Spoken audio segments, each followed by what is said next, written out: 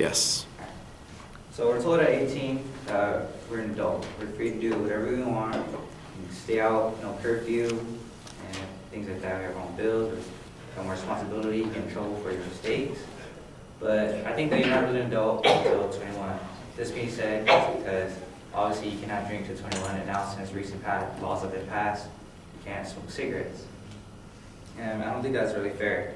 I think the age should be lowered to 18 for multiple reasons. Some being that other countries have drinking ages that are as low as 16.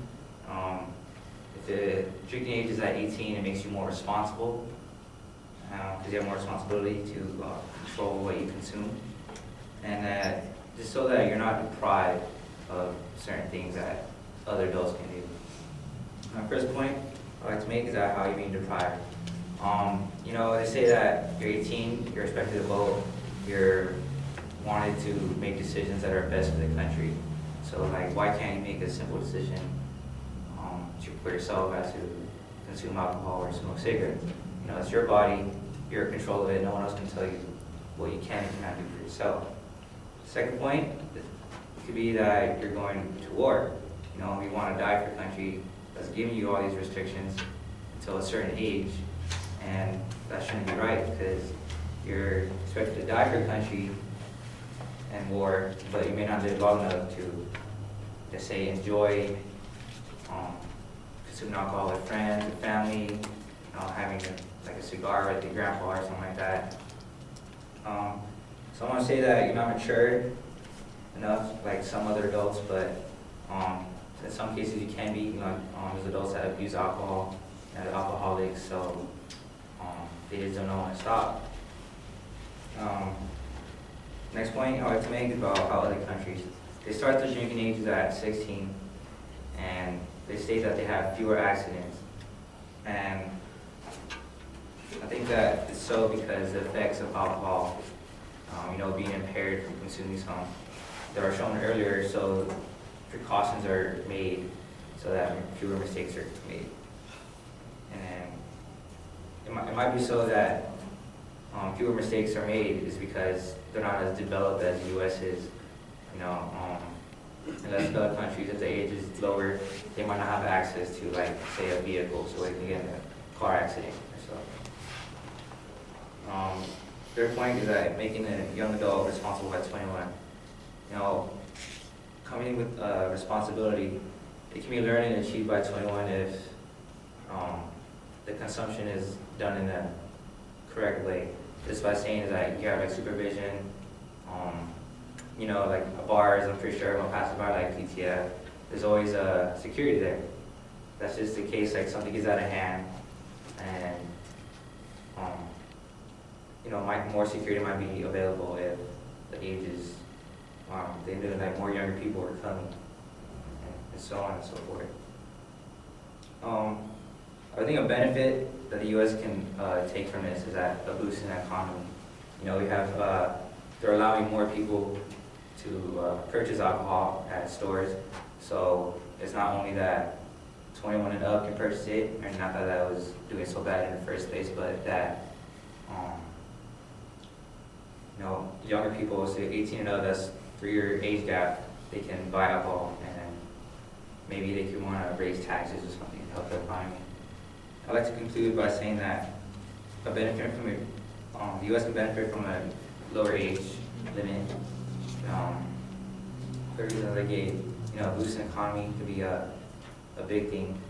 We just passed a new law that taxing cigarette packs raised $2 for schools, and that more or less is a responsibility. We want to teach 18-year-olds to be responsible for the rest of their adulthood. And I think allowing them to purchase alcohol or cigarettes can be a really big step for them. Thank you.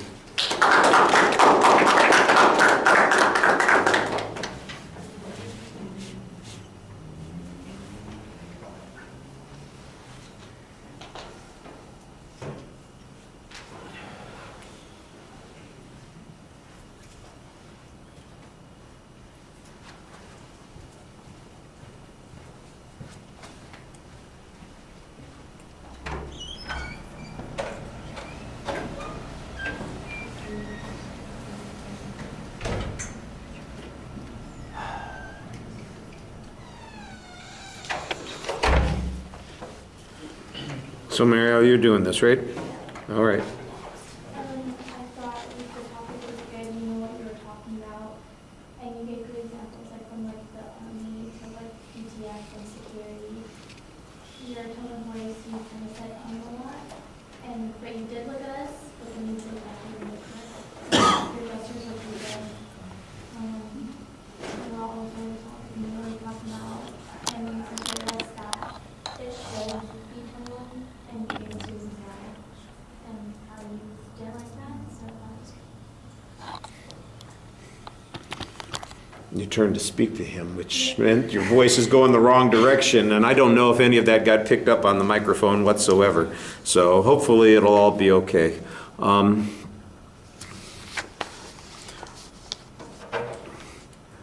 Well, I think you identify what your purpose is at the beginning of the speech pretty well. It sounded like you had a reasonable preview, but when you got to the body of the speech, you're kind of going in a completely different order than you set up at the beginning of the presentation, and I don't understand why you would do that. You do signpost in the speech, so there is an organizational structure. Like I said, it's a little inconsistent with what you had set up in the preview, but at least there is a breakdown to the points that you're talking about. Now, when it comes to content, I think it's a little problematic because I don't hear any source citations being presented for any information. I hear references to they. For example, they say that they have fewer accidents. I'm going, who are these people that say this sort of thing? I don't know. You make comparisons to other places in the world, but we don't get any statistics from other places in the world. We don't have any examples that you're talking about. You make a kind of a reference, well, maybe they don't have access to cars as much, which seems to undermine your argument instead of going the other direction. I think that's a little bit problematic. When you talk about the issue of fairness, and you say that there's something that's not fair about this, so my question is, well, what is your criteria for fair? That everything is the same for everybody at the exact same time seems to be your standard of fairness. So adulthood has to start at 18, it can't start at 21, or it can't be a gradual sort of thing. It has to, be at this particular point. Why is that an important point? Why is 18 the point at which we should be doing this? I think the closest that you come to that is making the argument that says, well, we could maybe be serving in the military for that. I'm going, okay. Other reasons? Aren't there other, like you've mentioned, other things that are restricted to the age of 21, like smoking, for instance. You didn't mention gambling is another one of those ones that's limited to the age of 21. So my question is really, why is it unfair to have this at 18 or at 21 instead of 18? I think you need to develop that argument a little bit more. I think you don't deal with the big reservation issue which is out there. Remember we talked about the Toolman model and how there's often a rebuttal or a reservation issue that's going to be sitting in the audience's mind when they're thinking about this. Well, what do you suppose the big reason is that the drinking age is set at 21 instead of 18? Anybody want to take a guess? Because a lot of states had it at 18 for a period of time. Yeah.